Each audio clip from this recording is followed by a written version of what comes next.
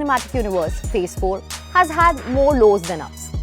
Which is probably why Disney had massive hopes when it came to its latest release, Black Panther: Wakanda Forever.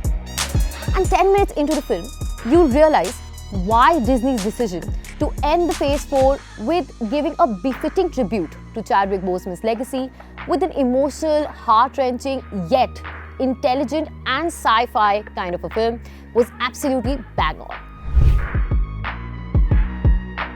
In the wake of their Star-Lord, King T'Challa's death, Queen Ramonda and Princess Shuri find themselves struggling with the emergence of several new threats and keeping Wakanda safe. Tributes are always special, and director Ryan Coogler wastes no time in addressing the elephant in the room, the Star-Lord's death. Within seconds into the film, the numbing silence gets to you, and you actually realize what it means, the void and the absence of the legacy Chadwick Boseman left behind. At one moment, there's absolute silence in the film theatres.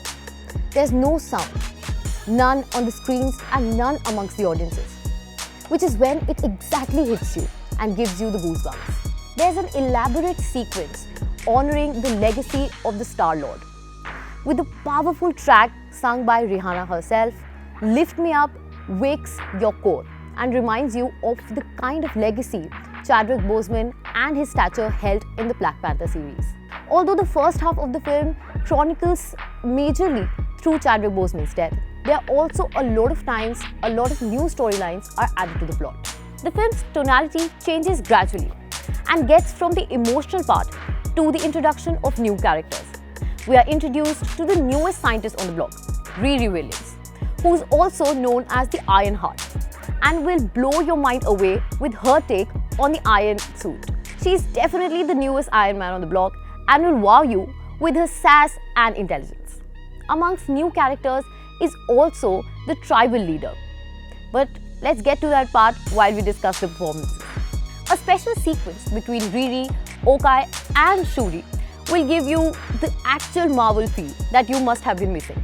The feds chasing the trio, the unveiling of the Iron Suit, and of course, the super high-octane action drama will remind you why Marvel is famous for its sci-fi techniques. Another key sequence that takes place in the first half is between Queen Ramonda and Princess Shuri. In the sequence, the duo stand near the river when Queen Ramonda tells her how it has been tragic to grieve from the loss of her son. While the Queen talks about feeling her son's presence, this is by far Ryan Coogler's most subtle attempt at reminding the audiences why it's important to move on from the grave loss and legacy of Chadwick Boseman while simultaneously recovering from his loss. The second half of the film actually kind of drifts away from the emotional aspect and gets more into the MCU. The sci-fi sequences remind you why MCU was famous for its top-notch action sequences. With the emergence of the new Black Panther on the block, you will actually realize why it's all in the blood. Without giving you any spoilers, you must wait and watch for the second half of the film, which is when exactly it gets more interesting. While the film shifts its focus from the emotional saga to the high-octane sci-fi sequences, the duration of the film might get a little troubling. With a runtime of 2 hours and 41 minutes, the MCU is back in its original action. P.S. There's also a very special guest appearance in the second half of the film, which will actually wow the female audiences of the film. Do watch. The music is always one of the key aspects of the MCU. Tracks like Alone and Lift Me Up will actually stay with you even after the post-credits of the film, which is why Black Panther: Wakanda Forever is undoubtedly one of the most special albums to have come out of the MCU in a very long while. There's no hiding the fact that director Ryan Coogler actually spent the first half of the film in mourning the loss of his dear friend. But interestingly, he does not let the fact overpower or overshadow the film's actual plot. This time around, Ryan Coogler let all women actually into the center of the frame and makes it an all-female show. Angela Bassett leads the star cast of Black Panther: Wakanda Forever.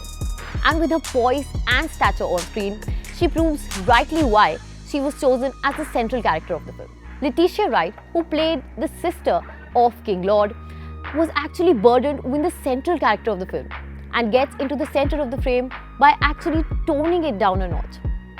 This time around, her playfulness has been toned down and has been given a lot of serious and emotional aspect to her character, which is why she actually stands out in the film and proves why she was the most commendable character in the film. The classic humor of MCU is rightly preserved by Danai Gurira, who gives you giggles every now and then.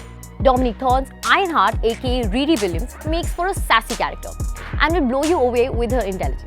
Tenno Kyota plays the fan favorite comic book character Namor and actually brings life to the character while playing the antagonist in the film. Black Panther Wakanda Forever proves why Marvel chose to end its Phase 4 with this film. It has all the emotions and all the high-octane sequences getting right. With the perfect mix of relatable human emotions filled with mind-blowing high-octane action sequences, this Ryan Coogler directorial is one to watch. My suggestion, don't miss the theatrical experience and witness it with fellow Wakandan lovers. And remember the legacy left behind by Chadwick Boseman.